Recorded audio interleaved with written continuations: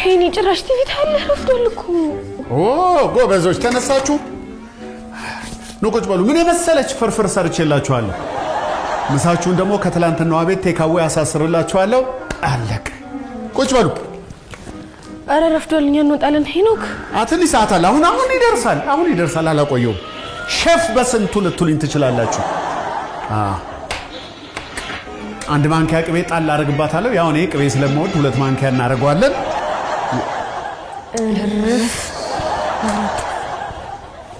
አይዟችሁ፣ ውጪ ወተን እንበላለን።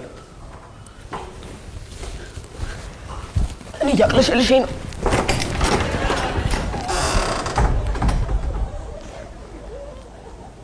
እኔም አልቻልኩም።